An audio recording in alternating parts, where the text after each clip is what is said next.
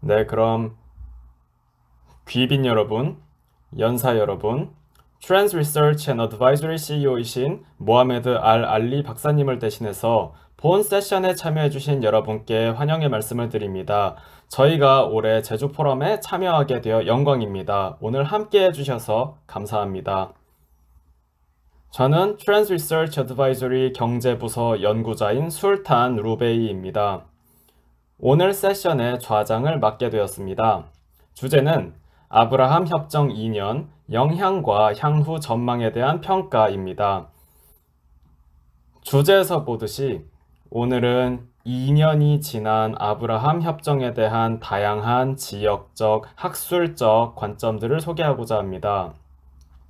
아브라함 협정의 주된 목적은 중동의 관용, 문화적인 대화, 평화, 안보를 촉진하는 것입니다.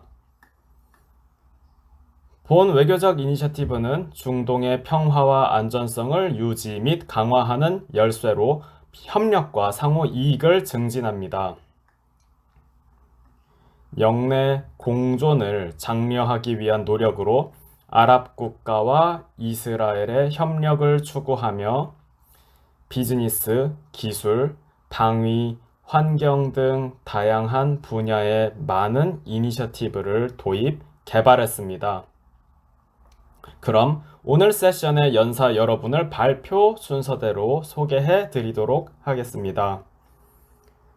저의 동료인 엘리아지아 알호산이 트랜스 리서치 앤 어드바이저리 미디어부 부회장님, 로열 유나이티드 서비스 인스티튜트의 중동 안보 연구원이신 토비아스 보크 박사님, 텔 아비브 대학교 모시 다이언 센터 중동 아프리카 연구소장이신 브랜든 프리드만 박사님, 채텀 하우스 중동 아프리카 프로그램의 어소시어트 펠로우 요시 맥켈버그 교수님, 아틀랜틱 카운슬 스코크로프트 중동 안보 이니셔티브 디렉터이신 조나단 페니코프님, 제가 연사들에게 마이크를 넘기기에 앞서서 조나단 디렉터께서 세션에 직접 오시고자 하셨으나 이동 관련 문제로 발표를 녹음한 영상을 보내주셨습니다. 저희가 영상을 틀고 세션과 합치도록 하겠습니다. 그리고 마지막에 질의응답 시간 및 연사 여러분과 토론 시간을 갖도록 하겠습니다. 그럼 부회장님 나와주세요. 아살람 알레이쿰 샬롬. 안녕하십니까? 당신에게 평화가 있기를.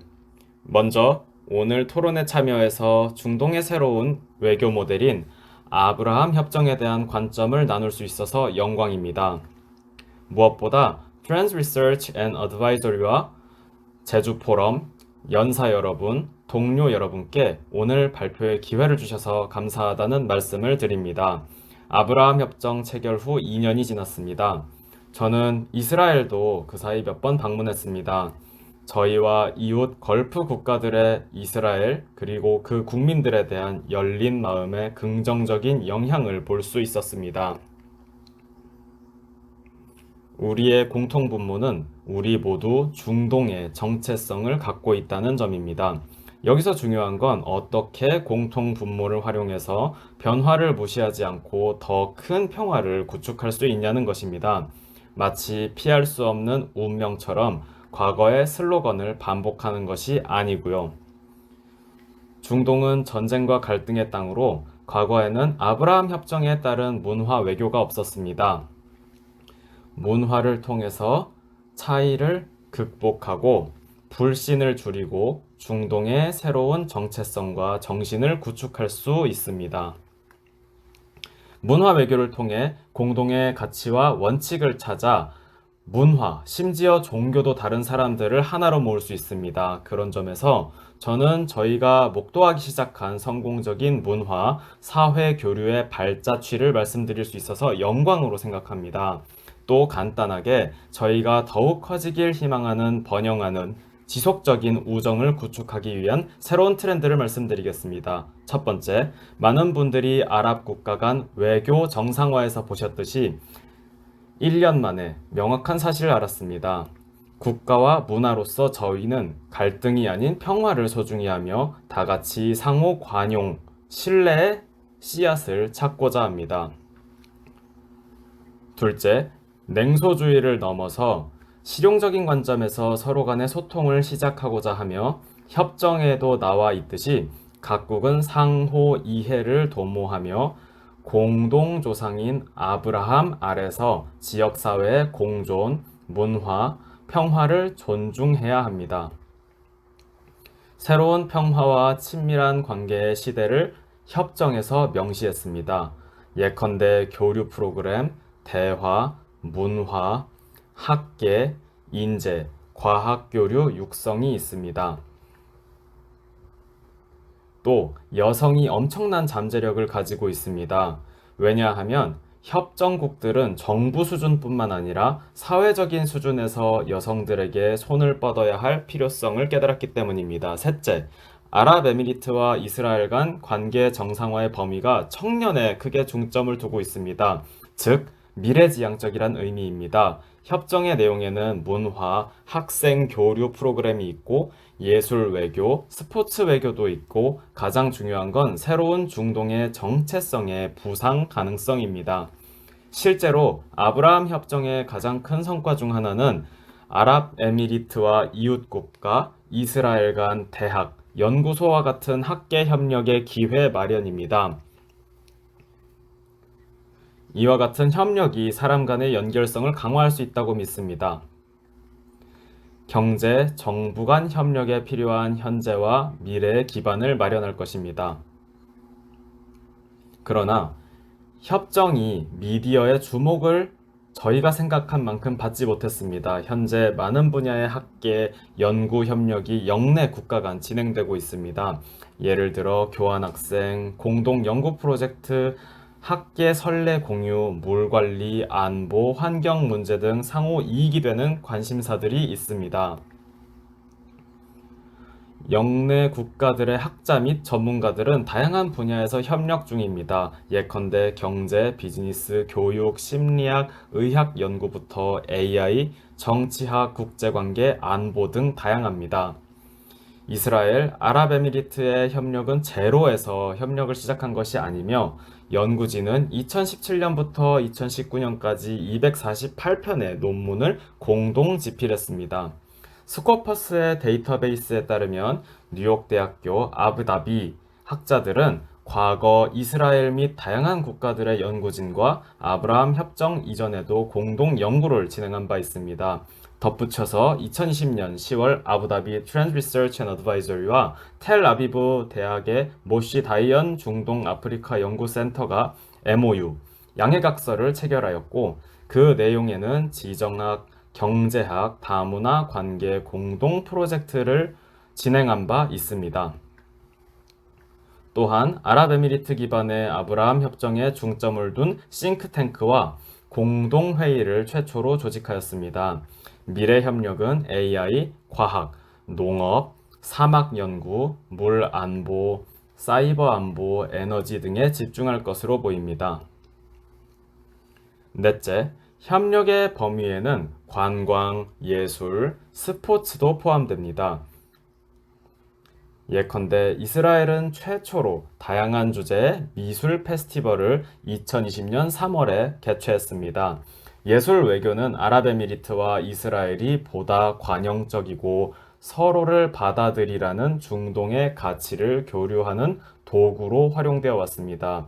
또 훌륭한 예시 중 하나로 2020년 두바이 엑스포가 있는데 첫 아브라함 협정 축제로 하루 동안 아랍에미리트 정부에서 축구 국가대표 선수들과 전 세계 그리고 아브라함 협정 국가들의 정상급 셰프들을 한데 모은 행사였습니다.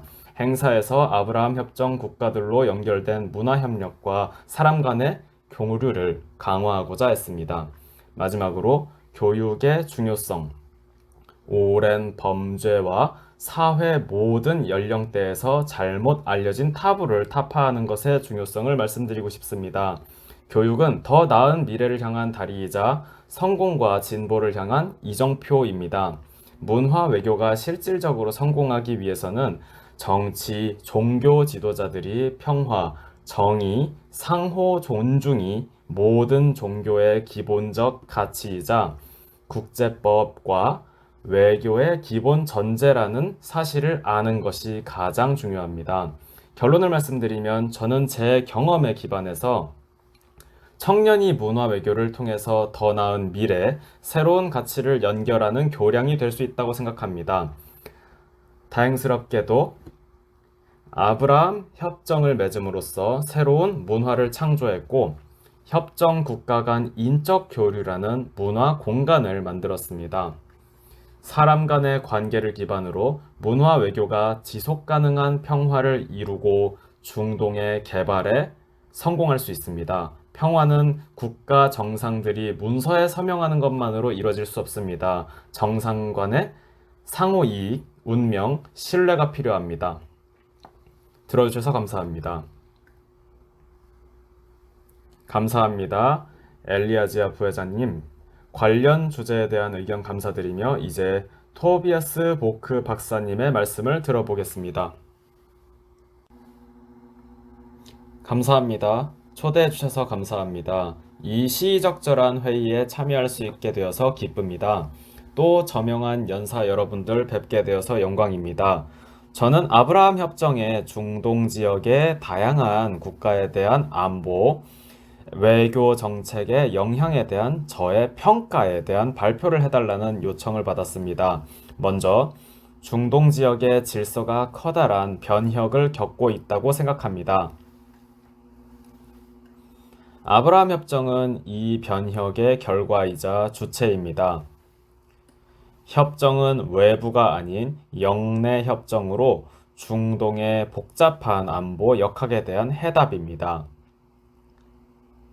지난 10년간의 중동 지역의 질서에 대한 수많은 중요한 질문이 떠오른다고 생각합니다. 또한 가장 중요한 것은 향후 10년, 20년을 바라보는 질문들일 것입니다. 가장 중요한 질문 중 하나는 해당 지역에 대한 미국의 역할일 것입니다. 그렇죠? 미국은 아시다시피 영국이 70년대 초 지역을 떠나고 나서 지역 균형에 영향을 미쳐왔습니다. 물론 그때부터 언제나 평화로웠고 미국이 모든 문제를 해결했다는 의미는 절대 아닙니다. 그렇지만 미국은 의심의 여지 없이 중동에 가장 큰 영향력을 행사하는 외부 국가입니다. 그러나 변화가 일어나는 중이고 명백히 지난 10년간 변해왔습니다. 미국과 관련된 것이든 지역의 영향의 정도, 지역에 손을 떼는 것이든 소통하는 새로운 방법이든 현재로서 모두 열린 질문이며 향후 몇 년간 지속될 것으로 보입니다. 그러는 동안 지난 10년 사이에 러시아가 지역의 이웃이 아닌 실제 안보에 영향을 주는 국가가 되었습니다. 세계 일부에게는 우려가 되었고 다른 일부에는 잠재적으로 대안으로 떠오르고 있습니다. 또 중국이 있습니다. 이미 경제적 영향력이 크고 미래의 큰 경제 파트너가 될 수 있죠. 특히 걸프 국가예요. 근데 여기서 질문은 얼마나 중국이 해당 지역에 안보 영향을 미칠 것인가입니다. 또 유럽이 있죠. 유럽은 잠재적인 거대 세력이자 경제력이 명백히 엄청납니다. 그런데 안보 관련 의지에 관해서는 아주 많은 의문들이 남습니다. 제가 외부 국가들에 대해서 말씀을 드리면서 그들이 국제 환경을 구축하는 방식 언급했고 거기서 중동 지역 국가들은 그들만의 외교, 안보 정책을 결정하고 있다고 생각합니다. 저는 적어도 미국이 아브라함 협정에 깊이 관여했다고 하더라도 아브라함 협정은 지역 자체에서 지역 질서에 대한 새로운 아이디어를 떠올리게 하는 징후라고 봅니다. 우리는 이미 뻔한 클리셰인 이 협정이 중동의 나토가 될까 하는 것 많이 들었습니다. 저는 이게 잘못된 생각이라고 봅니다. 그 생각은 어떤 외부적인 요소가 지역에 유입이 돼서 어떻게든 모든 문제를 해결한다는 것이기 때문입니다. 저는 그 생각에 반대합니다. 저는 아브라함 협정이 중동의 나토라고 생각하지 않습니다. 아브라함 협정은 고유한 중동의 협정이라고 생각합니다. 마치 이전 연사분께서 언급하셨던 것처럼요. 그래서 제 생각에 협정을 통해 영내 국가들이 어떻게 다양한 도전 과제를 지역 내에서 다루고 어떻게 잠재적으로 기회를 활용할 수 있는지, 예컨대 경제든 단지 인력이든 고민한다고 봅니다. 저는 아브라함 협정이 분명히 그 노력의 일환이라고 봅니다. 저는 아브라함 협정의 미래에 대한 큰 의문이 몇 개 있다고 생각합니다. 왜냐하면 향후 협정이 어느 범위까지 포용적인 접근이 되어서 지역 안보 균형에 이바지할지는 지켜봐야 합니다. 지역 간 편을 나누어서 배척하고 다른 지역 강국이나 국가들에 대항하는 것이 아니고요. 최소한 지역 밖의 시각에서 보면 아마 이 얘기 들어보셨을 것입니다. 국제 매체에 따르면 아브라함 협정은 이란에 대항하기 위한 연합을 구축하는 것이라고 주로 묘사가 됩니다.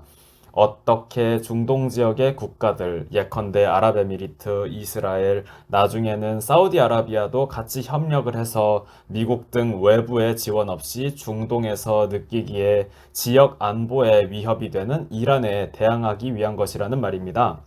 그래서 아브라함 협정이 배척을 하기 위한 것인지, 동맹을 맺어 싸우기 위한 것인지, 방어적인 것인지, 혹은 누군가는 공격적인 협정이라고 합니다. 즉, 제 생각에 이런 것들이 저희가 다뤄야 할 열린 질문이라고 생각합니다. 이런 질문들을 다루면서 다른 지역 강국이나 다른 지역 이해관계가 어디까지 개입하는가라는 질문도 생겨납니다. 요르단의 자리는 있을까요? 물론 아브라함 협정이에요. 요르단 아시다시피 이스라엘과 평화적인 관계를 약 30년간 지속해 왔습니다. 근데 2020년에 아브라함 협정이 체결될 때 요르단이 어딘가 빠진 느낌이 듭니다. 요르단의 역할이 무엇일까요? 아직 다뤄야 할 제안들이 남아있는 것일까요? 요르단과 팔레스타인은 다르지 않습니까? 혹은 실제로 그와 관련된 진전을 낼 수 있는 실제적인 대화를 할 수 있을까요? 물론 가장 큰 난제는 항상 팔레스타인 관련 문제를 아브라함 협정에서 어디까지 다루는지 여부일 것입니다. 혹은 아브라함 협정의 목적은 팔레스타인 관련 대화를 제쳐두고 다른 쪽의 대화를 하기 위한 것일까요? 아니면 함께 안고 가는 것일까요? 저는 이 질문을 반드시 다뤄야 한다고 봅니다. 이것이 가장 큰 의문입니다. 또 다른 문제도 있습니다. 예컨대 시리아가 다시 지역 균형이 어떻게 맞춰질지, 레바논이 겪고 있는 문제에 대한 영내 대답은 무엇인지, 북아프리카의 갈등과 문제를 어느 범위까지 아브라함 협정과 같은 프레임워크가 다룰 것인지, 저는 이런 모든 것들이 크고 중요한 질문이라 생각합니다. 그러나 국가들이 외교, 안보 정책을 구상하고 있고 어떻게 아브라함 협정을 활용하고 어떻게 아브라함 협정 체결 이후부터 미래에 구축할지 고민하고 있기 때문에 아직까지는 끝난 협정이 아니라고 봅니다. 저는 이 협정이 중동 지역 균형의 역학을 결정짓는 결정적인 요소라고 생각합니다. 향후 10년에서 30년까지요. 감사합니다. 감사합니다. 토비어스 박사님께서 아브라함 협정의 안보 관련 통찰력을 공유해 주셨습니다. 이제 브랜든 프리드먼 박사님의 발표를 들어보겠습니다.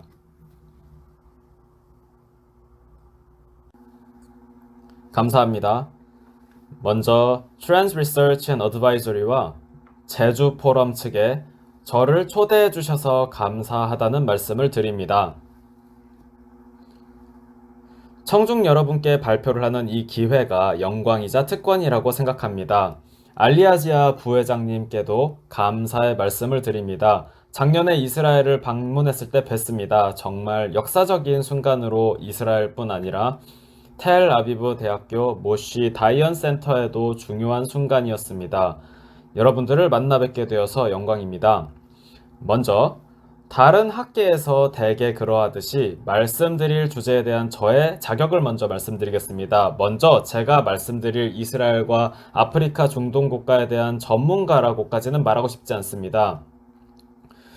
히브리 대학교의 훌륭한 교수님은 현재 기준으로 이스라엘과 아랍 세계의 관계 1948년부터 2020년 아랍 국가와의 숨겨진 관계 역사를 800페이지나 되는 책을 쓰기도 했습니다. 하지만 관련 연구의 학자로서, 걸프 국가를 공부하는 학자로서, 이스라엘의 시민으로서 제가 아브라함 협정에 대해서 한두 가지 정도는 말씀을 드릴 수 있을 것 같습니다. 하지만 이는 저의 견해라는 점 말씀드립니다. 명백한 사실 먼저 말씀드립니다. 이스라엘의 경우 아브라함 협정은 이웃 국가와의 관계의 진실한 상전 벽해와 같은 변화를 의미합니다.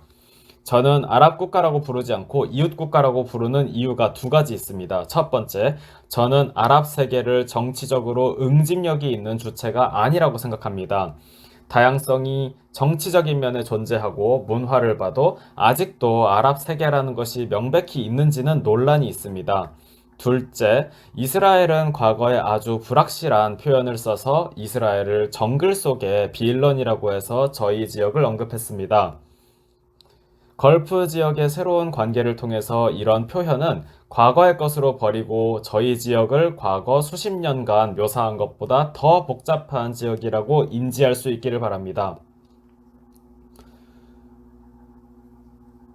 제가 아브라함 협정이 이스라엘에게 상전벽해와 같은 변화라고 말하는 이유는 엘리아지아 부회장님이 말씀하셨다시피 긍정적인 소통의 장을 이웃 국가와 마련하기 때문입니다.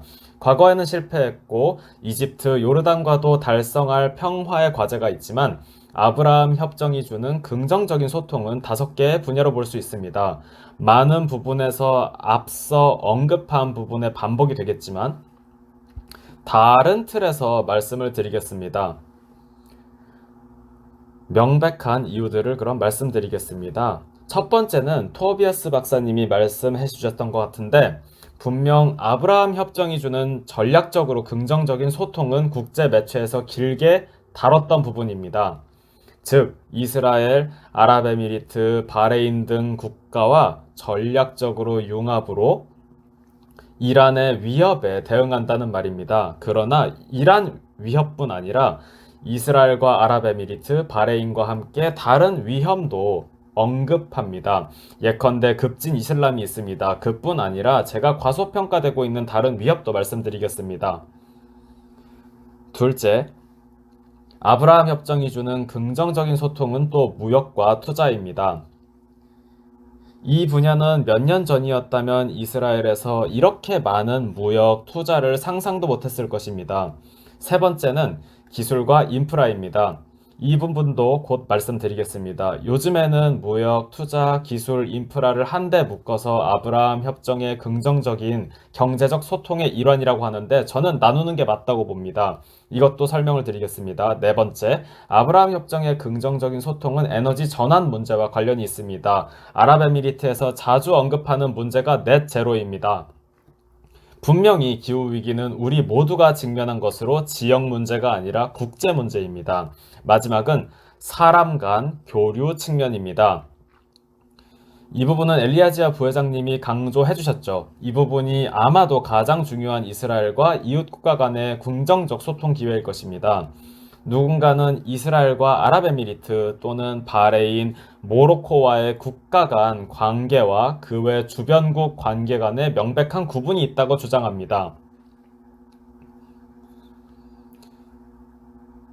의심할 나위 없이 그 부분에 대한 척도가 있지만 그들은 아주 복잡한 현실을 너무 단순화하는 경향이 있습니다. 그리고 이스라엘이 사람들의 인식에 영향을 미치는 강력한 역할을 간과합니다. 바로 100년이 넘는 역사의 이스라엘과 팔레스타인 갈등입니다. 제 생각에 이스라엘과 이스라엘 관련 국제 관계, 이스라엘 사회와의 관계에 분명한 선이 있다고 주장하는 사람은 종종 지역의 변화를 이끄는 커다란 두 가지 힘을 간과하는 경향이 있습니다. 하나는 엘리아지아 부회장님이 말씀하셨듯 청년과 지역의 인구 통계학입니다. 해당 지역의 청년들은 이스라엘, 팔레스타인 갈등에 대한 기억이 저희가 중점을 두었던 과거의 세대와는 다르며 사학자로서 저는 생전의 기억이 지역의 역학에 큰 역할을 한다는 사실 잘 알고 있습니다. 둘째, 이것도 중요한데 진실한 사람 간의 소통과 상호작용이 이스라엘과 이웃 국가 간에 생기면 서로를 개인으로서 알게 되는 기회가 됩니다. 제가 부회장님을 작년에 알게 된 것처럼요. 또한 상대를 인도적으로 바라볼 기회가 생깁니다. 제 생각엔 그것이 이스라엘과 이웃 국가에서 지난 몇십 년간 없었던 요소인 것 같습니다. 많은 대화가 이스라엘과 이웃국의 이란의 핵 프로그램에 대해서 오갔습니다. 또 더 많은 대화가 앞으로도 나올 것입니다. 만약 새로운 핵 협정이 실제로 떠오른다면 저는 기꺼이 관련 문제, 전략 문제 등을 토론하고 싶습니다. 근데 지금은 이스라엘과 이웃 국가와 관련된 다른 측면에 중점을 두고 해당 부분은 시간 관계상 조금만 언급하겠습니다. 제 생각에 토비아스 박사님이 일부 언급하셨는데 저는 조금 더 깊이 들어가 보겠습니다. 이스라엘의 지역 관계가 아브라함 협정으로 인해 크게 변했다는 점을 이해하는 것이 중요합니다. 또 이 변화가 아주 특별한 맥락에서 특정 시기에 일어났다는 것입니다. 저는 그 맥락의 5개 중요 요소만 언급하고 나머지는 토론 때 보겠습니다. 첫 번째, 아브라함 협정은 글로벌 팬데믹 중간에 이루어졌습니다. 보다 넓고 장기적인 관점에서 지역이 팬데믹의 영향을 실시간으로 인식했다는 점을 이해해야 합니다. 또 토비아스 박사님이 큰 물음표를 해당 지역에 대한 미국의 역할에 대해 남겨주셨는데 저도 그것이 한 측면이라 생각하지만 아마 그게 가장 중요할 것입니다. 둘째, 팬데믹으로 인해 더욱 날카로운 라이벌 관계가 생겨났습니다. 특히 미국과 중국입니다. 이후 엄청난 힘의 경쟁이 우크라이나에서 발생하고 말았죠. 따라서 더 날카로워진 힘의 라이벌 구도가 아브라함 협정으로 이어진 맥락 중 하나의 요소라고 생각합니다. 세 번째, 이 부분이 아브라함 협정을 논할 때 가장 간과한 부분이라고 생각하는데 바로 반세계화, 재세계화, 지역화에 대한 공포입니다. 토비아스 박사님이 어느 정도 말씀을 해주신 것 같은데 유행어가 무엇이든 간에 공급망, 세계 무역 유지의 잠재력, 4차 산업혁명 또는 디지털 혁명에 대한 우려는 우리가 모두 만든 것이고 아브라함 협정으로 기회를 모색한 것이라고 봅니다. 네 번째 측면은 또 가장 간과한 부분 중 하나인데 바로 안보를 논할 때 안보에 대한 새로운 측면이 탄생했습니다. 공중보건인지 식량안보인지 물안보 또는 기후안보인지 나눠집니다.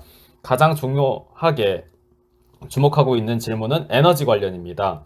이 모든 안보의 측면이 아브라함 협정 이론에 더 큰 힘을 실었고 제 생각에는 최근까지는 다루지 않았던 부분입니다. 마지막 5번째 말씀드리고 멈추겠습니다. 지역 방위 개발과 관련이 있다고 생각합니다. 네, 전략적인 융합이 이란과 급진 이슬람에 대해 있었습니다. 그런데 제가 이전에 말씀드린 것, 토비아스 박사님이 미국 관련 의문을 남긴 것을 생각하면 지역에서 책임을 지고 안보를 지키려는 의지가 있습니다. 저는 이것이 새로운 현상이고 추가적으로 논할 가치가 있다고 봅니다. 들어주셔서 감사합니다. 제가 예상보다 좀 길게 말씀드려 죄송합니다. 토론 때 뵙도록 하겠습니다. 감사합니다. 네, 브랜든 교수님 좋은 말씀 감사합니다. 다른 연사분들과 마찬가지로 매우 중요한 질문을 던져주셨습니다. 토론 때 다뤄보도록 하겠습니다. 이제 다음 발표자이신 요시 메켈버그 교수님께 마이크를 넘기겠습니다. 교수님. 감사합니다. 이전 연사분들과 마찬가지로 발표를 할 때 다뤄야 할 내용이 너무 많아서 많이 덧붙이곤 합니다. 저도 잘 요약해 보겠습니다. 먼저 17회 평화와 번영을 위한 제주 포럼에 초대를 받아서 무한한 영광입니다. 매우 중요한 주제로 심포지엄을 조직해 주셨습니다. 제 생각에 지난 2년간 이 주제에 대해서 충분히 토론하지 않은 것은 앞서 들었다시피 팬데믹이나 그 외 다른 이슈 때문이었을 것입니다. 이제 거의 명확해졌습니다. 아브라함 협정이 체결되었고 이 자리에서 더 깊이 토론해 보는 게 좋을 것 같습니다. 왜냐하면 2년은 정치에서는 긴 기간이고 중동에서는 마치 영생과 같은 기간입니다. 우리 중 많은 사람들이 아브라함 협정의 체결 소식을 들었을 때 모두가 놀랐습니다. 그런데 동시에 아주 새로운 것은 아니라는 느낌도 있었습니다. 약간 걸프 국가들과 이스라엘 사이의 자연스러운 진전으로 생겨난 다른 형식의 협정처럼 느껴졌습니다. 국제적인 공통성의 융합을 반영하는 다른 이름이었습니다. 지난 2년을 돌아보면 이미 많은 부분을 언급하셨지만 다양한 분야의 협력이 있었고 사람 간 교류도 있었습니다. 무역 성과에 대한 놀라운 수치를 돌아보면 2021년만 봐도 아브라함 협정 체결 국가 간 12억 달러입니다. 그리고 올해 7개월만 봐도 이미 이스라엘과 아랍에미리트의 무역 규모가 14억입니다. 이는 문화, 교육, 협력에 더해진 것으로 세계의 모든 부분에 정상화가 되었음을 보여줍니다.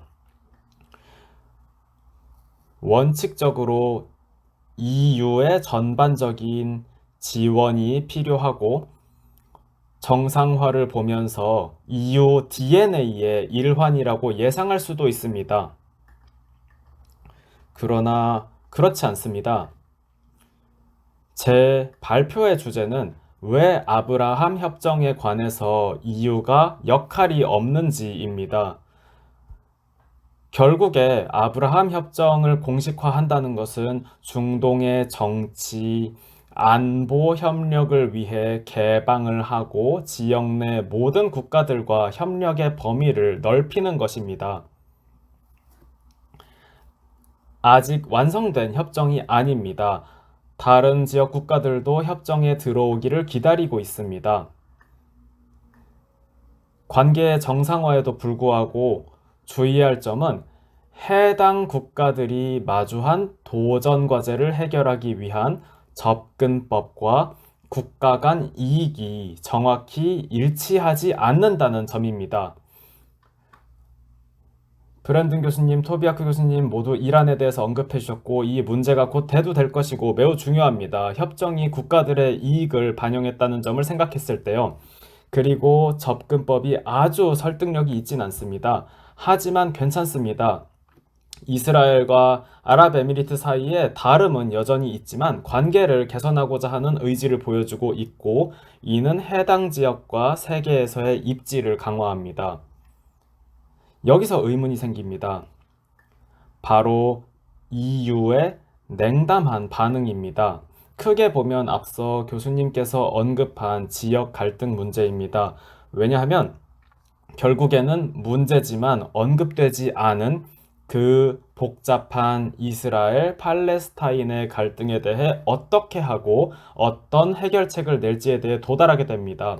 이것이 걸프 국가와 그 외 국가 간의 관계라고 하더라도 이 문제는 아브라함 협정에 계속 남아 있습니다. 또 그 성과에 대한 잠재성을 보는 것도 멈췄습니다.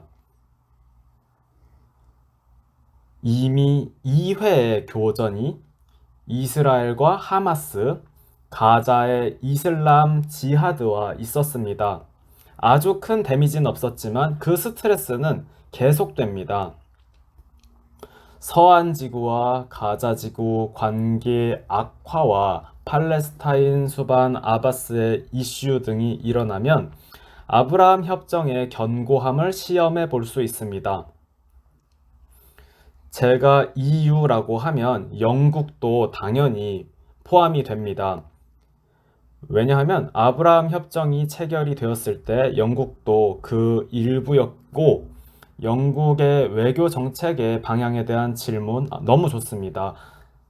새로운 수상이 취임하니 한번 지켜봐야 될 것 같습니다. EU는 이스라엘과 아랍에미리트, 바레인, 향후에는 모로코와 수단과의 관계 정상화를 환영합니다. 그런데 조금 차분한 환영입니다. 왜냐하면 주요 국가와 또 가까운 동맹국인 미국의 반대가 있었다가 놀랍게 이뤄진 협정이 아니었기 때문입니다.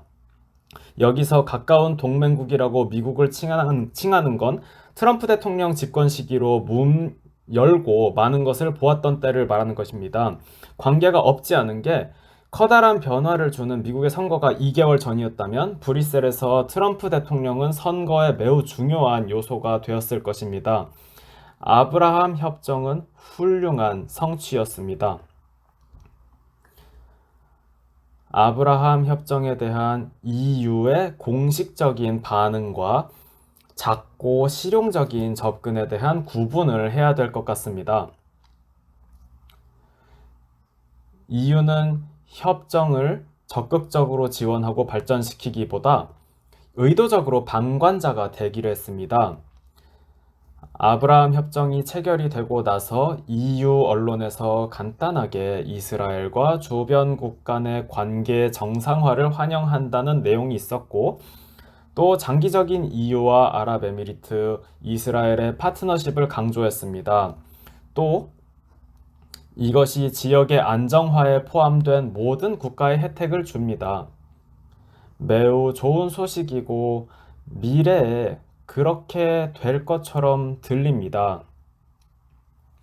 그러나 언론에서 더 장기적인 안목도 바로 나왔고 2년 전인 2020년 8월 EU에서 지역 전체의 포괄적이고 영원한 평화에 대한 해결책에 관련된 훨씬 장기적인 방향에 대한 의지를 설명하고 EU가 다른 지역, 세계 파트너들과 협력할 준비가 되었음을 설명했습니다. EU는 즉시 정상화와 이스라엘, 팔레스타인 갈등을 바로 연결했습니다. 그것이 이스라엘의 팔레스타인에 대한 정책을 활용하는 가장 가치 있는 카드라고 느낀 것입니다.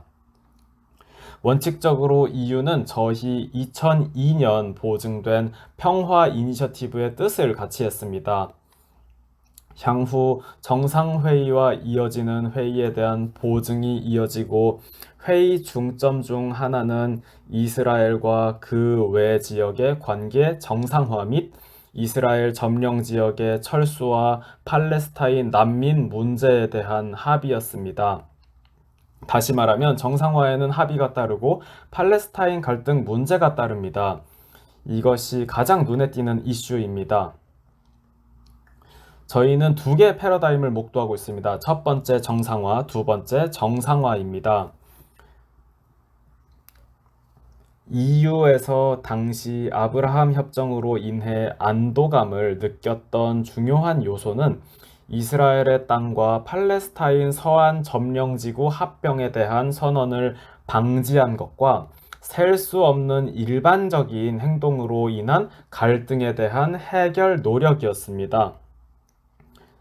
또 서한 지구의 일부분에 관한 이슈는 일방적인 행동을 피하고 평화협정 등을 통해 미래에 해결해야 할 부분일 것입니다. 물론 네타냐후 전 총리가 정말로 서한지구 일부를 합병하려 했던 건지 확신할 수 없습니다. 이건 특히 선거 전에 네타냐후 전 총리가 의지를 보였었고 자신의 정치적 목표를 이루기 위해 연합하는 과정이었습니다. 그러나 이것은 분명히 진행 중인 이슈이고 엄청난 피해를 유발할 수도 있었던 문제입니다. 2년이 흐르고 미국의 중동 관련 대표 측에서 사우디아라비아에 있는 아랍뉴스에서 인터뷰를 하고 이스라엘에서도 했는데 같은 내용을 말했습니다. 협정을 활용하는 건 EU에 달린 것이고 원칙적으로 아브라함 협정에 대한 반대는 없고 믿음의 가치를 이해하지만 아브라함 협정으로 팔레스타인 문제를 어떻게 해결할지는 모릅니다. 이것이 EU가 느끼는 딜레마입니다. 결론으로 가겠습니다. EU의 DNA가 무엇인지를 돌아보면 로버트 슈만 선언으로 거슬러 올라가 봅니다.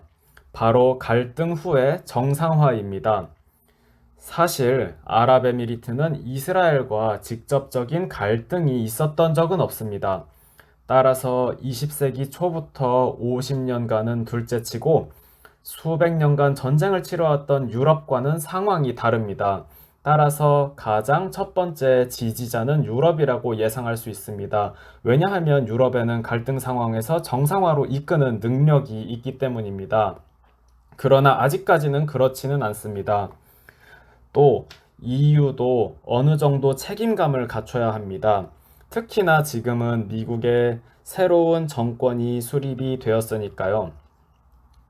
트럼프 정권이었다면 여러모로 달랐겠지만 평화유지군 배치 가능성은 막혔고 EU에게는 미국의 새로운 정권이 들어서고 아브라함 협정에서 선언한 정상화를 활용할 기회가 생겼습니다.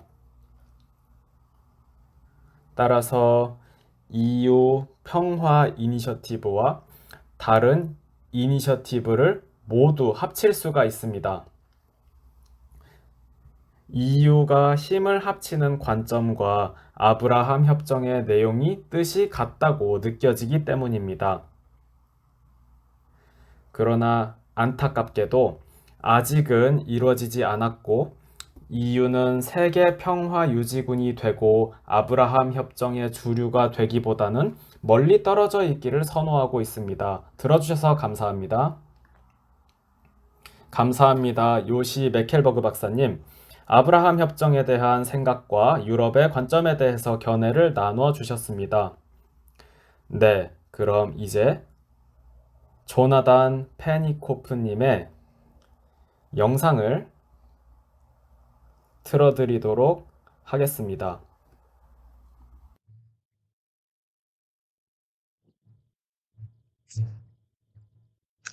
안녕하세요. 저는 조나단 페네코프이며 워싱턴 DC에 위치한 미국 대서양위원회에서 스코우크로프트 중동 안보 이니셔티브의 소장을 맡고 있습니다. 우선 평화와 번영을 위한 제주 포럼과 트렌드 리서치 어드바이저리에게 초청해 주셔서 감사하다는 말씀을 드리고 싶습니다. 저는 오늘 아브라함 협정과 여태까지 영향 및 아브라함 협정이 이행되면서 대두되게 될 미래 가능성에 대해서 말씀을 드리고자 합니다. 먼저 협정이 서명된 2년 전부터 현재까지 진전 사항에 대해서 논의하고 금년 3월 말 열린 네게브 서밋에서 이루어진 가장 두드러진 성과에 대해서 말씀드리겠습니다. 이틀에 걸쳐 진행됐다는 점을 고려하면 꽤 괄목할 만한 서밋으로 다자회의 역사를 새로 썼습니다. 또한 해당 서밋에서 아브라함 협정이 실제로 어떤 의미를 지니게 되는지 논의할 기회가 시작되었습니다. 6월 협정 서명국의 외교장관들이 바레인에 대표를 파견했고 궁극적으로는 6개의 워킹그룹이 발족되었습니다. 청정에너지, 교육, 공존, 식량 및 물 안보, 보건, 지역 안보 및 관광 분야를 아우르게 되었습니다. 또한 무역에 집중할 7번째 워킹그룹에 대한 논의도 진행 중이며 이런 분야들을 고려해 보았을 때 아브라함 협정이 단순히 이론적인 것은 아니라는 것을 알 수 있습니다. 이스라엘과 아브라함 협정에 서명한 아랍 국가 간의 폭넓은 관계의 초석이 될 이번 워킹그룹은 단순히 정부 또 민간 기업 간 협력의 초석을 마련했을 뿐만이 아니라 일반 시민들에게도 영향을 줄 수 있는 가능성을 보여주었습니다. 식량 및 물 안보의 경우를 예로 들면 이스라엘의 경우 빗물을 집수하고 또 폐수를 처리하여 재활용률이 90%나 됩니다. 물 생선 기계를 사용하여 대기에서 습기를 뽑아내어 하루에 무려 수천 리터에 달하는 식수를 만들어내고 있습니다. 또한 이스라엘은 식량 공급에서도 진전을 이루고 있고 특히 이스라엘이 앞장서고 있는 점적 관계에서도 큰 진전을 이루며 가뭄, 저항성 작물 개발에 최전선에 활약 중인 바 이런 모든 기술이 제시하는 기회는 단순히 아브라함 협정을 통해 구축된 양자 관계를 더욱 심화시켜줄 뿐만이 아니라 일부 아랍연합 국가들에 대한 압박을 어느 정도 완화시켜줄 것입니다. 특히 모로코와 같은 비산유국의 경우 충분한 식수와 식량을 확보할 수 있는 기회가 되게 될 것입니다. 그렇게 되면 해당 국가들의 안정성을 확보하는 데 도움을 줄 수 있는 핵심적인 요소로 작용하게 됩니다. 교육 및 관광 워킹그룹의 경우 장기적인 영내 평화를 강화하는 데 기여하게 될 것입니다. 많은 일반 시민들과 아랍 국가의 가장 근본적인 문제는 이스라엘 사람들을 만난 적이 없다는 것이고 또 제한된 시간만을 가지고 있으며 있다 하더라도 교과서나 아랍 매체에서만 접했을 이스라엘 국민과 유대인들에 대한 부족한 설명이 닿을 것입니다. 그러나 아브라함 협정을 통해 이런 것을 바꾸고 반이스라엘 정서나 반유대 정서를 타파하게 되고 두바이, 아부다비, 마리케시, 마나마와 같은 훌륭한 도시들을 방문하고 여행하게 되면서 이스라엘 사람들을 직접 만나게 돼 좋은 기회가 아브라함 협정이 제공하게 되는 것입니다.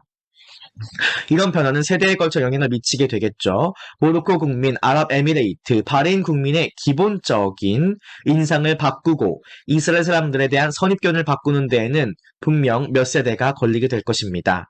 아브라함 협정이 가져다 줄 가장 중요한 기회가 아직 오지 않았다라는 것이 현실이라고 말씀을 드리겠습니다. 워킹그룹이 더욱 성숙화되고 계획이 완전히 개발 및 이행하게 된다면 제 생각에는 정부 간 협력 및 이스라엘의 주요 기업과 연계성을 더욱 강화시켜줄 뿐만이 아니라 교육자, 의사, 간호사, 농부, 수문학자를 포함한 다양한 분야의 전문직 간의 활발한 교류 협력이 이루어지게 되고 관계도 정상화하게 될 것입니다.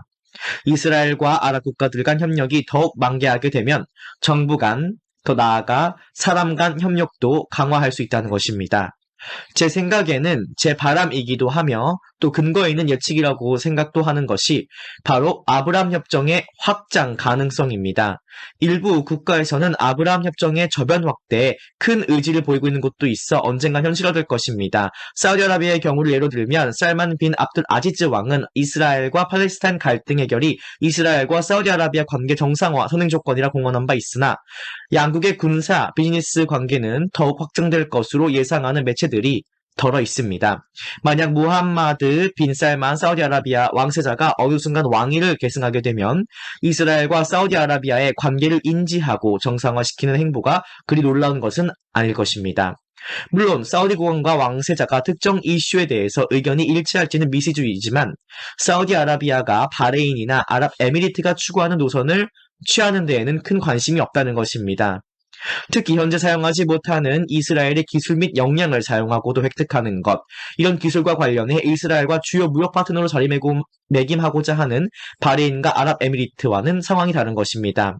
다른 아랍 국가와의 관계 정상화가 없다고 하더라도 사우디아라비아의 관계 정상화가 이스라엘에게는 실로 일대 기회인 이유는 부분적으로 사우디아라비아가 크기와 그 부 때문에 영내 정치 맹주로서 자리매김하고 있기 때문이기도 하지만 또한 사우디아라비아가 이슬람교에서 가장 성스러운 두 개의 모스크인 메카의 대모스크 및 메디나의 예언자 모스크를 품고 있어 이슬람교의 정통성을 이어받은 왕의 지위를 인정받고 있기 때문입니다.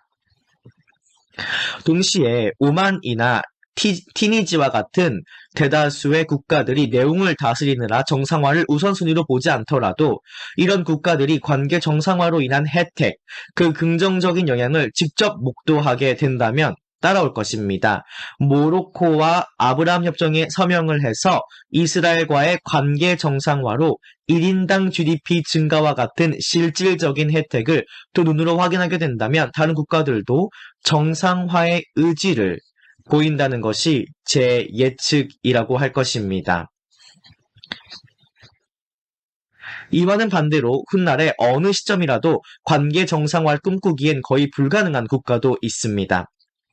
이라크의 경우 정부 관료가 아니라도 일반 이라크인들 중 이스라엘인과 우호 관계를 구축하거나 관여하는 것을 범죄로 취급하는 법을 최근에 통과시킨 바, 이럴 경우에는 단기적으로는 어떠한 형태의 우호 관계를 기대하기는 불가능합니다. 미국의 경우 아브라함 협정은 대중동 외교 정책의 핵심 요소임엔 변함이 없을 것입니다. 또한 민주당과 공화당 양당의 지지를 받고 있는 몇 안 되는 정책 중 하나이면서 확장 드라이브를 걸고 있는 아브라함 협정은 제 생각엔 앞으로도 지속적으로 사우디아라비아와 눈에 띄게 미국이 지속할 것으로 보이며 향후에는 튀니지, 그리고 쿠웨이트와도 진행할 수도 있을 것입니다. 미국이 아브라함 협정을 우선시하는 것을 고려해보면 미국이 적극적으로 회의를 중재하고 워킹그룹에도 박자를 가하는 것이 전혀 놀라울 일이 아닐 것이며 특히 미국이 아브라함 협정이 완전히 제 기능을 발휘하여 이스라엘 아랍 국가의 관계를 한 단계 진일보시킬 뿐 아니라 이 국가들의 시민들에게는 변혁적인 변화를 가져다 주기를 바라고 있으므로 미국의 역할이 두드러질 것입니다. 수단의 경우에는 협정에 제약이 걸리는 국가의 예입니다. 작년에 벌어진 쿠데타로 수단의 경우 관계 정상화의 속도가 다른 국가들에 비해 다소 느릴 수밖에 없을 것이라고 생각이 됩니다. 쿠데타로 관계 정상화 노력이 아예 수포로 돌아가지는 않겠지만 미국의 반대 그리고 수단의 사실상 지도자 역할을 하고 있는 압델 파타 알 부르한 장군 등으로 더욱 관계 정상화는 험로를 걷게 될 것입니다. 수단의 예시에서 보듯 다른 국가들은 반드시 정치적 내홍을 안으로 다스리고 외부적으로는 아브라함 협정을 성공으로 이끌어야 합니다. 내부적으로는 이런 국가의 국민들 대다수가 이스라엘에 대한 부정적인 인식을 가지고 있으므로 대중의 반대를 잘 다스려야 할 것입니다. 외부적으로는 이스라엘 그리고 더 나아가서는 미국의 신뢰를 받을 수 있는 안정적인 리더십을 구축해야 할 필요가 있습니다. 미국이 아브라함 협정에 대한 관심은 지역 내 미국의 자산 때문이라도 여전히 높게 존재할 것으로 보입니다. 예를 들면 영내 안보의 경우 아브라함 협정으로 통합 방어 시스템을 강화할 가능성이 생겼고 공조, 훈련 정보 공유가 안보 네트워크의 강화에 기여할 뿐 아니라 이런 무장단체, 테러 집단 등과 같은 중동의 지속되는 위협과 신흥 위협에 맞서 방어 요새를 굳건히 하는 데에도 기여합니다. 미국이 얼마나 많은 군사훈련과 무기 공급을 중동 국가들에게 제공하는지를 고려해보면 반드시 미국은 이런 노력에 선도적인 역할을 해야 할 것입니다. 그런데 중동 각국이 통합을 공고히 하게 되면 향후 수십 년 동안 지역의 안보구조 강화하는 데 크게 기여할 것입니다. 결국에는 아브라함 협정이 모든 갈등의 만병통치약이 될 수는 없다고 하더라도 중동 전역의 시민들의 삶에 유의미한 영향을 가지고 올 가능성이 있다는 것은 반박할 수 없습니다. 오늘 발표할 수 있는 기회를 주셔서 감사합니다. 나머지 오늘 세션도 즐겨주시길 바랍니다. 감사합니다. 네. 조나단 페넨코프 선생님의 발표를 마지막으로 오늘의 발표를 모두 마무리하겠습니다. 지금부터는 패널 토론을 진행고자 합니다. 우선 제가 질문을 하나 드리면서 패널 토론의 포문을 열고자 하는데 혹시 답변하시고 싶으신 분은 언제든지 해주시면 되겠습니다. 질문은 개인적인 경험이라든지 면대면으로 만나면서 어떤 것을 느끼셨는지 설명 부탁드립니다. 네, 해주세요. 네, 제 가슴 속 깊이 느껴왔던 질문이라고 생각을 합니다. 제가 확실히 말씀드릴 수 있는 건 인적 교류 경험을 이스라엘 시민들과 제가 직접 했습니다. 특히 중동 및 아프리카 연구를 위한 무시단 센터와 브랜든 선생님의 배려로 가능했었는데요. 인적 교류는 양국의 밝은 그리고 평화로운 미래의 중추 역할을 합니다. 제가 한 달여간 센터에서 인턴으로 근무를 했었고 그동안 공동 컨퍼런스 개최도 했고 센터의 구성원들과 긴밀하게 협업을 하며 아랍에미리트에 적을 둔 싱크탱크와 첫 번째 공동 컨퍼런스 조직했습니다. 그러나 아랍에미리트 출신으로서 제 개인적인 경험을 토대로 말씀을 드리자면 이스라엘 사람들에 대한 필터를 거치지 않은 렌즈로 들여다보는 것은 굉장히 흥미로웠고 또 저를 환대해 주었고 도와주었고 관용을 베풀어 주었습니다. 무시단 센터 및 브랜든 선생님께 마음에서 우러나오는 감사를 드리고 싶습니다. 집처럼 편안한 분위기를 만들어 주셨습니다. 이스라엘 시민들과 함께 앉아서 이야기를 들어볼 수 있어 저는 행운아라고 생각을 합니다. 여기서 이야기를 듣는다는 것은 답변을 위한 듣기일 뿐만이 아니라 어떻게 결정을 내리는지에 대해 이해하는 것, 그리고 그 근저에 깔린 생각을 이해하기 위한 듣기를 포함하게 되는 것입니다. 제가 센터에서 경험했던 인적 교류 연결은 단순히 외부와의 연결성을 구축하는 것뿐이 아니라 비슷한 정체성을 공유하는 개인과의 우정을 쌓았다는 것을 의미합니다. 바로 중동 출신이라는 공통점이죠. 인적 교류를 통해 다른 종교, 문화, 가치관을 넘어서 사람들과 함께 앉아서 이야기할 수 있는 창구를 마련할 수 있다고 봅니다. 부정적인 대중선전은 반드시 끝나야 합니다. 미디어 및 SNS를 활용해서 서로 반목하기보단 상호 존중 문화를 확산해야 된다고 생각합니다. 또 각 국가의 국민들로부터 영토, 자원 및 자산의 권리에 대한 인정이 반드시 수반되어야 하며 외교에서는 문화에 대한 실용적인 로드맵이 구축되어야 하고 또 영내 평화를 추진해야 합니다. 전 세계에서 가장 젊은 지역에 살고 있는 우리는 새로운 중동의 교량 역할을 할 책임이 있다고 생각하며 청년으로서 반드시 잊지 말아야 할 건 청년이 미래이자 오늘 그리고 내일이라는 것이죠. 우선 시작은 인적 교류부터 할 수 있고 이스라엘 사람들을 있는 그대로 바라볼 수 있는 그런 기회를 가져야 한다고 생각합니다. 제가 몇 말씀 드리겠습니다. 입에 침이 마르도록 칭찬해 주셔서 지금 목 놓을 바를 모르겠습니다. 저희 센터에서도 알리아지아 선생님을 모실 수 있게 되어 기뻤고 저는 좀 더 폭넓은 견해에 대해서 말씀을 올리고자 합니다. 토비어스 박사님께서도 말씀을 하셨지만요. 아브라함 협정이 이스라엘, 팔레스타인 갈등에서 벗어난 나레티브를 만들어 줬다고 생각을 합니다. 요시 교수님께서도 발표에서 흥미로운 주제를 던져주셨는데 아브라함 협정과 이스라엘 팔레스타인 갈등 관련 역동적인 노력이 바로 그 예이며 제가 개인적으로 아랍에미리트 사람들과 함께 지내며 심도 있는 대화를 나누며 깨달은 바는 어느 누구도 이스라엘 팔레스타인 갈등 이야기를 꺼내지 않는 사람이 없었습니다. 벗어나고 있지를 못하는 나레이티브가 구성된 것이죠. 제가 흥미롭다고 생각하는 것은 다른 연세분들도 말씀해 주셨겠으나 바로 아브라함 협정은 어느 정도 구제책 역할을 한다고 봅니다. 어떤 정치 체계를 가졌던 이스라엘 팔레스타인 갈등, 요르단 계곡 지역의 합병 등과 같은 이슈의 구제책 역할을 하는 것입니다. 사실 이런 이슈들이 그렇지 않았다면 어느 정도 폭발할 가능성이 있는 그런 이슈이지 않을까 생각합니다. 제 생각에 맥락을 이해하는 것도 중요하다고 봅니다. 인적 교류에 대해 이야기해 보겠습니다. 다시 국가와 사회 이슈로 주제를 환기하면 아랍에미리트뿐 아니라 바레인과 마찬가지로 제 개인적인 경험에서 보면 다양한 이슈들이 있을 것입니다. 다양한 의견들이 이스라엘 팔레스타인 이슈에 대해 있을 것이라 생각합니다. 여기에 대단한 계획은 없다고 생각을 합니다. 이스라엘 사람들 중 그 누구도 아브라함 협정을 통해 이스라엘 팔레스타인 문제가 저절로 해결되겠구나라는 생각을 하는 사람은 없습니다.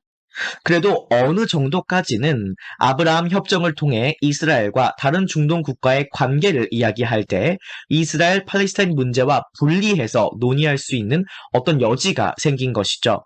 그리고 나면 이스라엘 팔레스타인 이슈와 이스라엘 중동 관계를 어느 정도 독자적인 문제로 생각할 수 있게 되면 이스라엘과 중동 국가들이 주권을 존중받는 독립적인 관계를 구축할 수 있을 것입니다. 그러나 모두가 여전히 해당 이슈를 염두에 두고 있다는 점을 이해하는 것이 중요하고 여전히 지속되는 문제라는 것을 인식해야 하고 저절로 사라지는 문제는 아니라는 점을 인식해야 됩니다. 또 한 가지 인적 교류에 대해 이야기를 덧붙이자면 이는 함께 마주보고 앉아 매우 민감한 이슈에 대한 의견을 교류하는 기회가 되면서 또 완벽한 화합은 없음을 이해하는 소중한 기회가 된다고 저는 생각을 합니다. 제가 첨언을 드리자면 방금 말씀하신 부분에 깊이 공감하는 바이고 이스라엘에서 일하는 사람으로 한 말씀 드리자면 이스라엘 외 중동 국가로 국경을 넘을 수도 없었고 여권을 가지고 여행을 하거나 사람을 만날 수도 없는 그런 환경에서 저희 스스로도 이제 이런 것들이 사라지고 있는 게 꿈이 아니구나라며 볼을 꼬집어 봐야 했습니다. 이제는 이스라엘 외 국가의 국경을 넘고 사람을 만나는 것이 정상화되는 것이죠. 뉴 노멀이 되고 있는 것입니다. 아시겠지만 저희가 아브라함 협정 이전부터 연구자로서 활동을 해왔지 않습니까? 서로의 의견을 들어보고 의견을 공유해 왔었습니다. 그런데 지금 뭔가 새로운 바람이 부는 것 같습니다. 사실 몇 년 전에 진작에 이루어졌어야 했었는데 그러지 못했었죠. 지난한 과정이었고 또 관련 물밑 작업은 1970년대부터 시작되었습니다. 예컨대 이집트와의 평화 프로세스 및 협정 등이 그 예입니다. 그리고 느리지만 거기서부터 진전이 시작되었고 이제는 이런 진전을 10분 활용해야 한다고 저는 봅니다. 동시에 이스라엘 팔레스타인 갈등에서 배울 점이 있다는 점에도 동의를 합니다. 두 가지 서로 다른 점을 배웠다고 생각을 합니다. 첫째는 수년 동안 이스라엘과 중동 국가들 간 관계가 굉장히 적대적이었다라는 것입니다. 이제는 적대적인 관계는 청산되었죠. 과거 이스라엘 팔레스타인 문제로 기인하는 여러 이슈를 해결할 방도가 없었습니다. 서로 적대적이었기 때문이죠. 그런데 이제는 적대 관계를 청산했지 않습니까?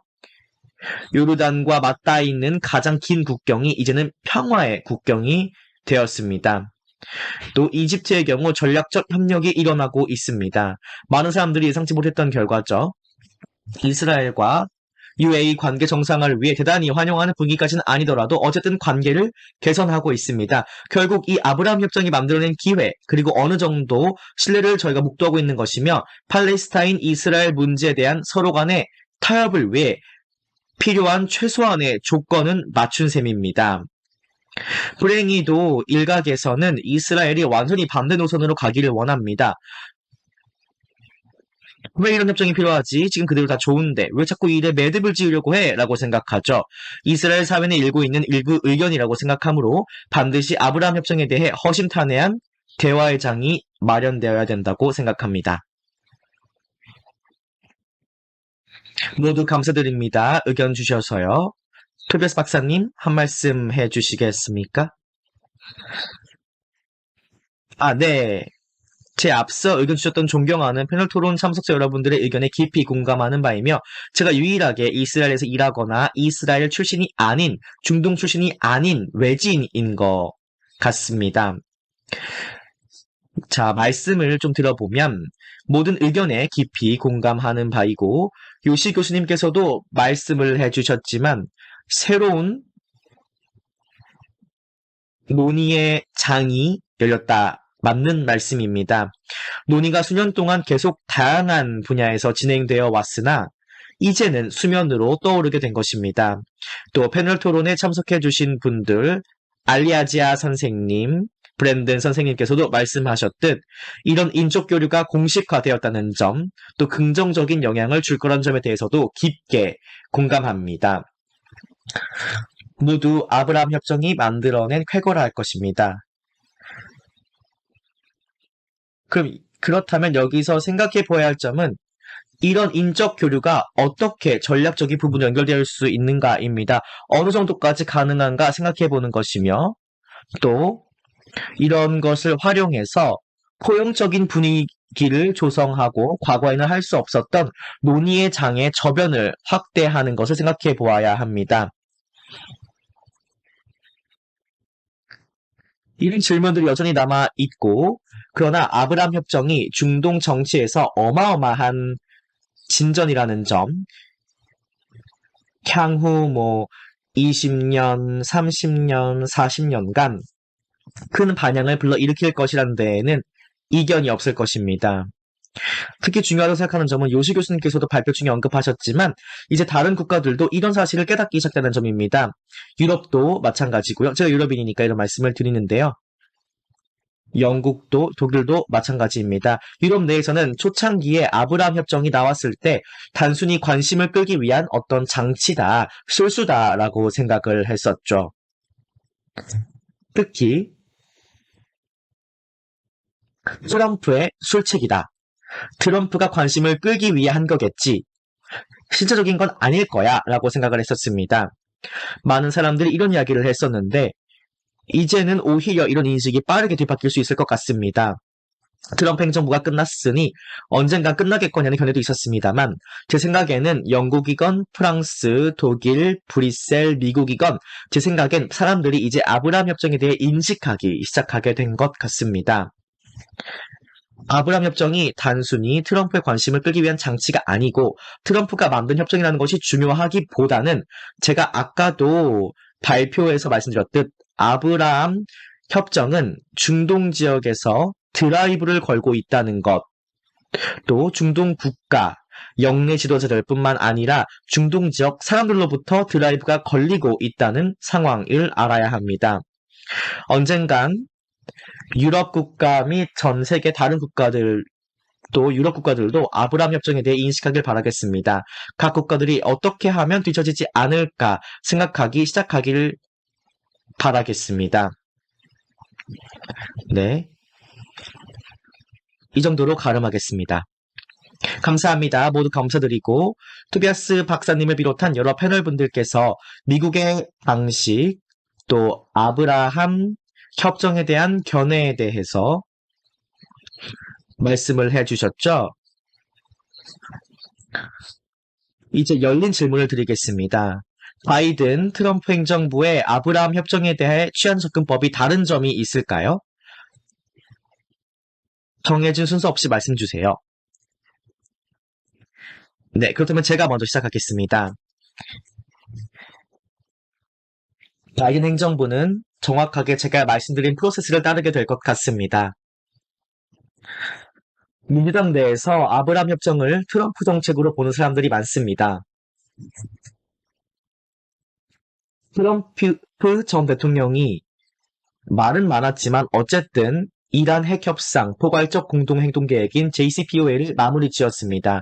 오바마 전 대통령이 서명한 협상이었기 때문도 있지만 다른 이유 등으로 마무리를 짓긴 했죠. 또 민주당 내에서 바이든 행정부 취임 직후 트럼프 행정부의 업적을 바로 없애지 않을까 하는 생각을 했던 사람들도 있었습니다. 그런데 지금은 다행히도 그런 일은 이제는 일어나지 않았죠. 여기엔 여러 이유가 있겠으나 제 생각에는 정치의 서로 다른 접근법 때문이기도 하고 또 부분적으로는 아브라함 협정이 미국의 이니셔티브가 아니라 중동 지역 자체에서 나온 이니셔티브다라는 인식이 증가하고 있기 때문이라고도 생각을 합니다. 바이든 행정부 취임 후 2년이 지나가고 있는데 민주당과 바이든 행정부에서는 아브라함 협정이 순순히 트럼프 행정부의 이니셔티브로만 해석되지 않게끔 하려는 인식과 노력이 점진적으로 진행이 되고 있다라고 해석을 하면 되겠습니다. 네, 그렇기 때문에 제 생각에 바이든 행정부가 수자적인 부분일지 모르더라도 사우디아라비아 방문 전에 아브라함 협정의 주요 목표가 무엇인지에 대한 논의가 많았던 것입니다. 더 이상 껄끄러운 문제가 아니라 에너지, 오일 등에 대한 이슈도 있겠지만 아브라함 협정을 통해 이스라엘, 사우디아라비아 간 더 긴밀한 관여를 촉진시키려고 하는 의도도 있을 것입니다. 명확하게 바이든 행정부에서 아브라함 협정을 행정부 정책 일환으로 품으려고 하고 있습니다. 개인적인 바람은 2024년에 무슨 일이 일어날지는 모르겠지만 아브라함 협정이 확대가 되고 계속해서 발전 및 성숙화 되어야 하지 미국 극단 정치의 희생물이 되지 않기를 바라봅니다. 마치 펜들럼, 진자추처럼 왔다 갔다 하는 그런 극단 정치의 희생양이 되지 않아야 됩니다. 사람들이 대외 정책 결정과 전략적 결정을 내릴 때 국내 정치에서 근본적인 논쟁에 기반하게 되어 있습니다. 따라서 지금은 아브라함 협정에 대해 바이든 행정부에서 대략적인 어떤 조정을 하고 있다 보면 되겠습니다. 감사합니다. 토비아스 박사님. 또 다른 분 계신가요? 하나 큰 변화를 말씀드리면 토바이어스 박사님께서도 말씀해주신 바이든 행정부의 아브라함 협정에 대한 셈법이 지나고 있다는 점 상당히 정확하게 보고 계신 것 같습니다. 제가 더 가타보다 첨언할 내용은 없을 것 같지만 2개 정도 말씀드리고 싶은데 첫째, 아브라함 협정의 가치, 특히 저희가 조나단 페나코프 선생님의 발표에서도 잠깐 들어보았었는데 아브라함 협정 이후 지역 정치 새로운 국면을 맞이했다는 점입니다. 특히 다자주의 혹은 소다자주의를 중동 지역에서 강력하게 드라이브를 걸리고 있는 상황인데 그냥 말뿐인 다자주의가 아니라 지역 내 현대사를 뒤져도 유례없는 효과적이고 제기능을 하는 다자주의 포럼이 작동하고 있는 것이죠. 일례로 중동 지중해 가스 포럼 최근에는 새롭게 네가브 서밋으로 이름을 바뀌었죠. 또 최근에 이집트에서도 서밋이 있었습니다. 이런 중동 지역에 소다자주의의 바이든 행정부가 어느 정도 편승하는 그런 모습이고 미국이 상당한 지지를 보내주고 있다는 것입니다.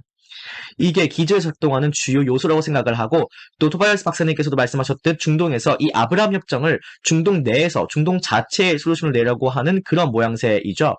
그리고 바이든 행정부 초기 이제 6개월과 비교했을 때 이 협정을 더욱 지지할 의지 혹은 그 이상의 것을 보여주고 있는 것이라고 생각합니다.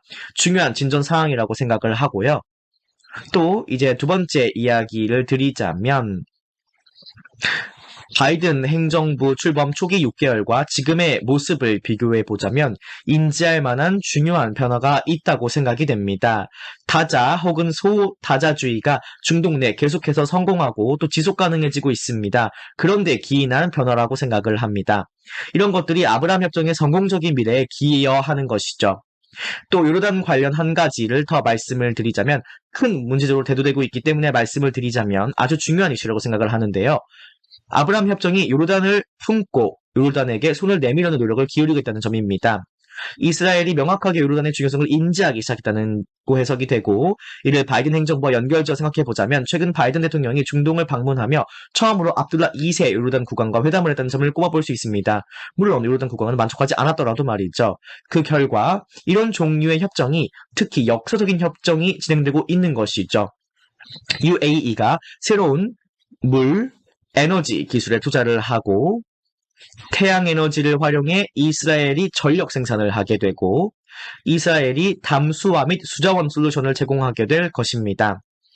이런 모든 것이 요르단에게는 시급하게 필요한 것들이죠. 그리고 협정의 자금 조달을 아랍에미리트가 하게 될 것입니다. 이런 것들이 아브라함 협정에서 진행되고 있고 그 저변이 넓어져 가고 있다는 방증이죠. 이렇다고 해서 요르단이 완전히 아브라함 협정에 뛰어든다는 것을 해석해도 되냐?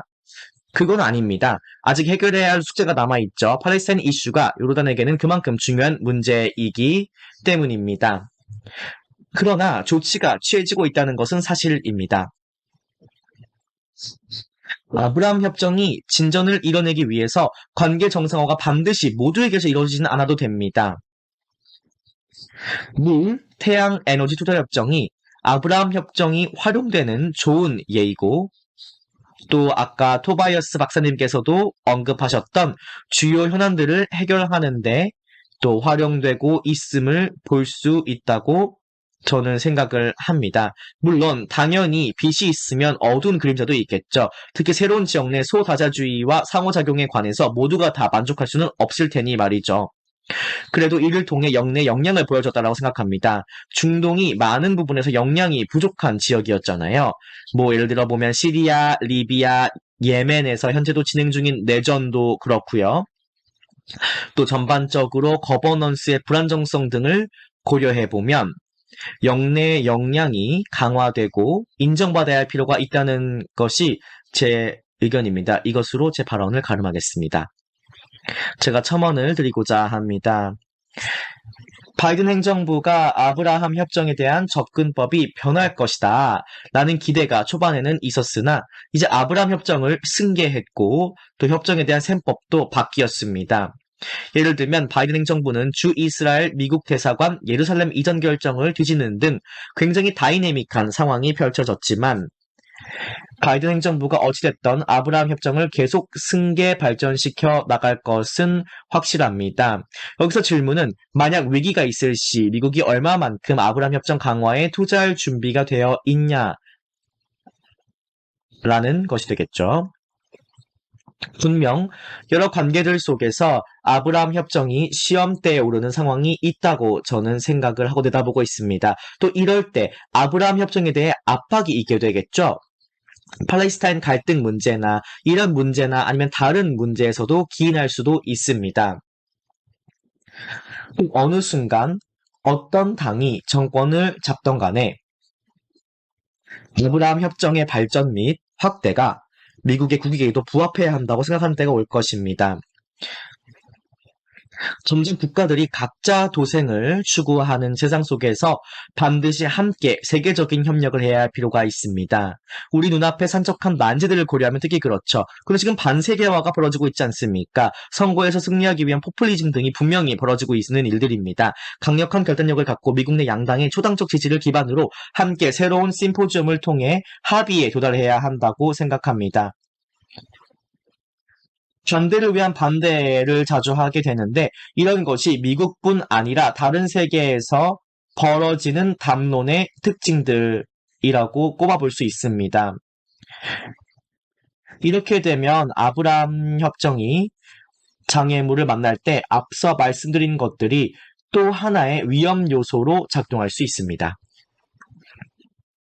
감사드립니다. 모두 질문에 대한 답변, 견해 공유해 주셔서 감사드립니다. 요시 교수님, 이 질문은 교수님께 드려야 할 것 같은데요. 유럽의 견해를 공유해 주셨습니다.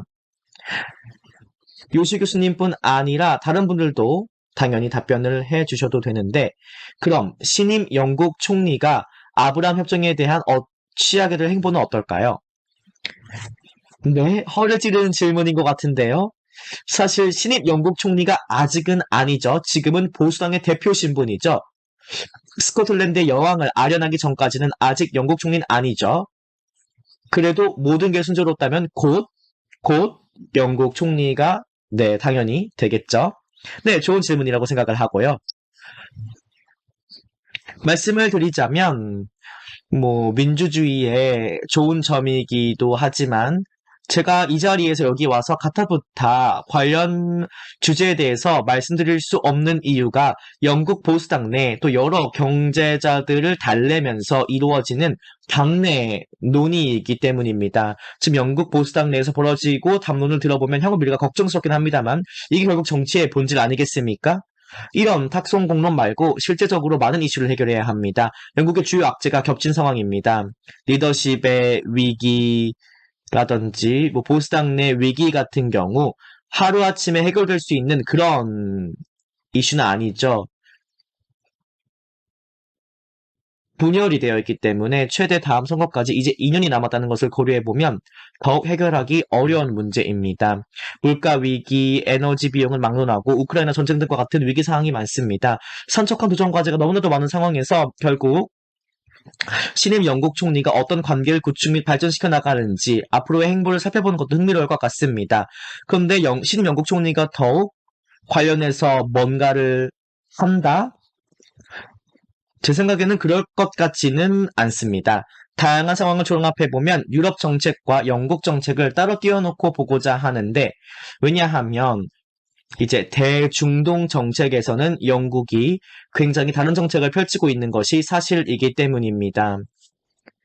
또 영국이 현재 브렉시트 이후 회복 중이기도 하죠. 그래서 아까도 말씀드렸듯 번갯불에 콩 구워 먹듯 뭔가 하루아침 해결은 안 될 것이고 결국 두려움의 문제이겠지만 그래도 영국과 비EU 회원국 간의 경제 관계가 아마도 영국의 새 정부의 방향을 대부분 결정할 것으로 보입니다만 신임 영국 총리에게 최근에 프랑스 대통령이 우군이냐 적군이냐라고 물어봤을 때 결정을 못 내린 듯 보였습니다.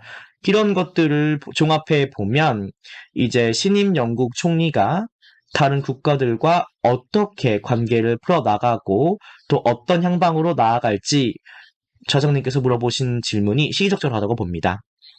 네, 감사드립니다. 네, 해주세요. 네, 해주시기 바랍니다. 제가 첨언하겠습니다.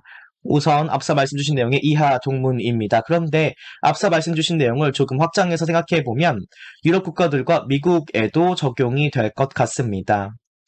너무나도 산적한 현안이 많습니다. 가장 중요한 안보 전략적인 위기가 유럽 국가들 및 서양 국가들에게 있다면 아마 러시아와 또 우크라이나 문제가 아닐까 생각됩니다. 그리고 중국이 두 번째로 중요한 이슈가 될 것이고 또 관련한 대만 이슈도 있습니다. 그래서 아마 중동 문제가 해당 국가들의 대외 정책 우선순위에서는 후순위를 차지하는 것이 사실입니다. 물론 에너지 이슈에 대해서 중동이 우선순위가 있겠지만요. 결국은 중동 지역의 우선순위가 엎치락뒤치락 하는 상황입니다. 그러나 불행히도 서양 국가들이 향후 몇 년 동안 다른 국가들과의 관계 구축을 위해 짜놓은 프레임을 이해할 필요가 있는데 그 범위 부분에서는 한계가 있는 것이 사실입니다. 물론 위기가 있을 것이고 그에 대한 대응도 있을 것이고 상업 및 무역 관계도 더욱더 심화될 것입니다. 특히 영국이 현재 포스트 브렉시트 국면에 있기 때문에 더욱 그렇죠. 그런데 전략적인 관점에서 생각해보면 조금 혼란스러운 상황이다라는 말씀을 드리겠습니다. 또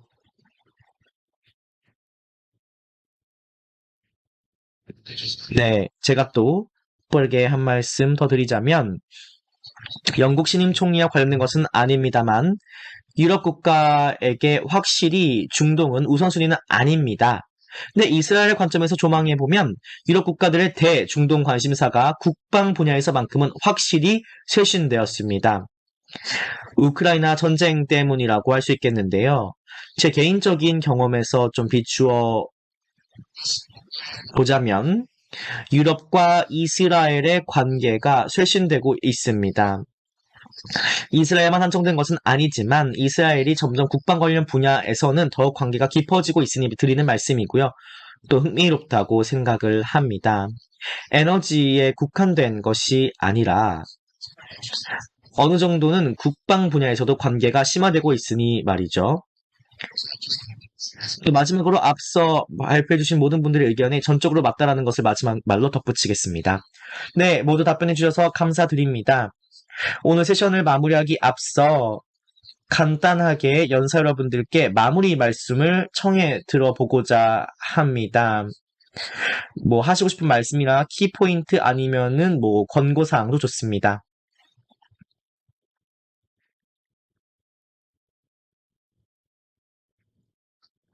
네, 제가 먼저 해야 될 것 같은 분위기라 먼저 운을 떼겠습니다. 그리고 나서 다른 패널분들께 마이크를 넘기도록 하겠는데요. 네, 말씀 부탁드립니다.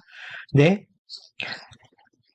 제가 아마 학자이자 애널리스트로 주로 편하게 들을 수 있는 내용은 전략적인 분석 관련 이슈라고 꼽아볼 수 있습니다. 결국에는 인적 교류가 가장 중요한 요소로 아브라함 협정의 유지 및 확장에 크게 기여할 것으로 저는 내다보고 있습니다. 이제 보통 지정학적 전략적인 관심사나 질문에만 집중하는 경향이 있는데 현재 지금 중동 지역에서 엄청난 인구 구조의 변화가 일고 있습니다. 궁극적으로는 아브라함 협정이 중동 지역 사람들 간 관계에 새로운 패턴을 만들어낼 수 있는 가능성을 품고 있다라고 해석하고 있습니다. 그래서 저의 생각에는 여기에 집중을 해야 한다고 보고요. 또 중동을 잘 모르는 분들을 위해 한 말씀을 더 드리자면 요시 교수님께서도 강조를 잘 해주신 것 같은데요.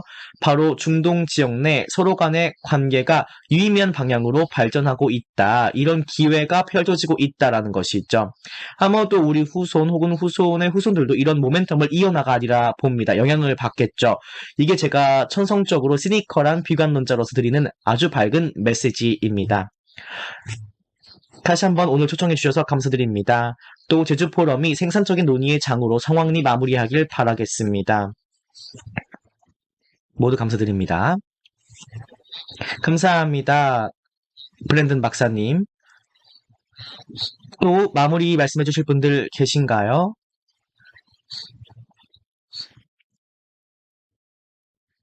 제가 벌써 제 결론을 전달드린 줄로는 알지만 괜찮다면 마무리 말씀을 드리겠습니다. 빠르게 변화하고 복잡한 포스트 코로나 세계에서 제 개인 경험에 비추어 보면 청년들이야말로 더 나은 미래를 위한 가교 역할을 하며 새로운 가치관을 만들어내고 또 트랙 3 외교를 발전시키고 문화 외교를 발전시키는 주역이라 생각합니다. 다행스럽게 아브라함 협정이 새로운 문화를 만들어내고 협정 서명국들에게는 테스트 베드로서 인적 교류의 문화를 만들고 이를 기반으로 성공적인 문화 외교를 펼쳐서 지속 가능한 평화를 구축하고 중동을 발전시킬 수 있으리라 봅니다. 감사드립니다. 알리아시아님. 요시 교수님, 아까 말씀을 하시려고 했던 것 같은데 부탁드려요. 앞서 말씀 주신 분들에 전적으로 동의합니다. 브랜든 교수님이 말씀해 주셨던 것 같은데요. 전략 분석가로서 저희가 종종 기자나 외교관이 하는 것처럼 일을 시작하고 또 문서화시키면 금방 잊어버리는 경우가 많습니다.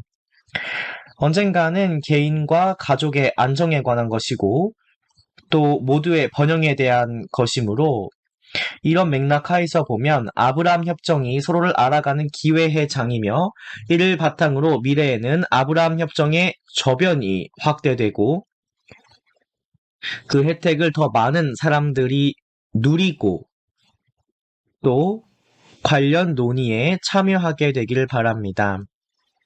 이렇게 더 많이 하면 할수록 점점 우리가 인적 차원에서 할 수 있는 부분에 대한 이해가 늘어나게 되고 그러면 서로 반목하지 않고 협업을 할 수 있게 되는 것이라고 생각합니다. 단순히 중동에서뿐 아니라 전 세계에서도 퍼져나가게 될 것입니다. 이게 종종 먹구름이 뒤덮고 있는 지역에게는 한 줄기 희망의 빛이 될 것이라고 저는 생각합니다. 더 많은 일을 앞으로 해나가야 합니다. 감사합니다. 요시 교수님. 토바이어스 박사님. 저도 다른 세 분의 패널께서 하시는 말씀에 전적으로 동의합니다. 여기에 한 가지 더 첨언을 하자면 유럽 국가들에 관한 내용이 되겠습니다. 미국 정부도 마찬가지지만 점점 해당 지역에 벌어지고 있는 일련의 상황들에 관심을 기울여야 합니다. 대단히 전략적인 큰 그림을 의미하는 것이 아니라 적어도 관심을 끊지 말고 중동 내 일어나는 사회적인 변화, 인적 교류에 관심을 가져야 합니다. 뿐만 아니라 새로운 아이디어들이 결국에는 공통 문제에 대한 공통의 해법으로 이어질 수가 있습니다. 기후변화가 대표적인 예가 되겠죠. 네, 이게 유럽 국가들의 관점에서 드리고 싶은 말씀입니다. 제가 유럽 출신이니까요. 그럼 다른 국가들도 반드시 관심을 기울여야 합니다. 그래서 뒤처지지 말아야겠죠? 감사드립니다. 이것으로 다시 한번 지역적 그리고 학자로서 견해를 아브라함 협정에 대해 나누어 주신 모든 분들께 감사드립니다. 이번 세션의 저장으로 함께할 수 있게 되어 무한한 기쁨으로 생각을 합니다. 다시 한번 감사드립니다. 감사합니다.